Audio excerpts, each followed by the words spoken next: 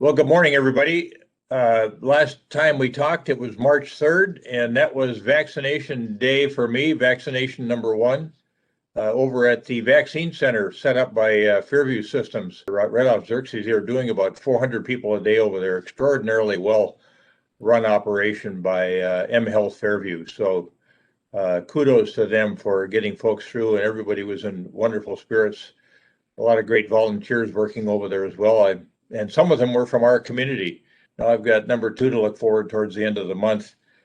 It's hard to believe that it's been a year since this whole difficulty started. And, every year we do these mayor's commendations, and we have folks nominate people and organizations in different categories.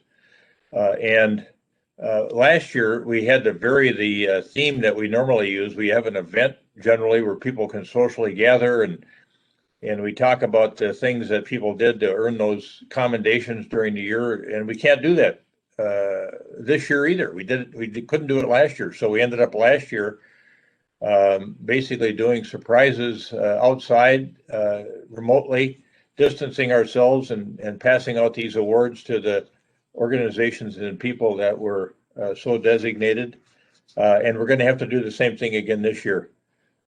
So it's this annual Mayor's Commendations. This will be an event where we cannot all gather in person, but we'll do it the same way we did last year and go out and about into the community and surprise people and give them the commendations. So we need nominations in six different categories for these what are designated Mayor's Commendations.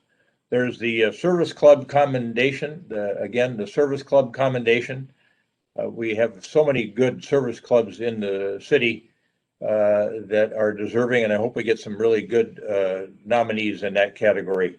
Individual Service Commendation.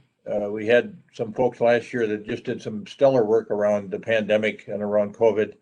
And again, that Individual Service Commendation, keep that in mind and think of some people that have done some outstanding work primarily during the pandemic. And then we do an Outstanding Senior Commendation. So think about folks that might qualify for that award as well. There's a Youth Commendation. We try to recognize younger people in our community, typically high schoolers, and sometimes we've done multiple students for the award. We want to reinforce those good sort of practices of volunteerism that they're engaging in. And so I've often given not just a singular award, but multiple awards in that category. And then there's a commendation for service to youth, organizations or people that are dedicated to serving youth. We've got a category like that too. And then there's a community involvement commendation, and we give that to a city employee for their volunteer service to their community.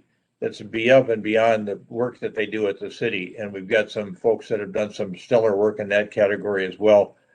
So nominations should be made online at edinamn.gov/commendations. That's edinamn.gov/commendations. If you go there, we'd like to have those awards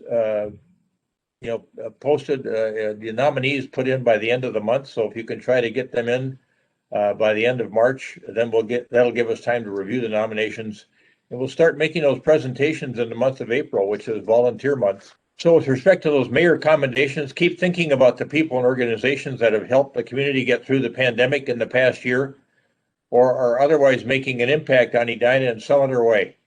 And there's a lot of ways that people make a difference in our community. So make sure that you get them nominated. This is Jim Hovland. That's your Mayor's Minute for Wednesday, March 10th, 2021. And we'll see you next week. Stay strong, and we'll get through this together.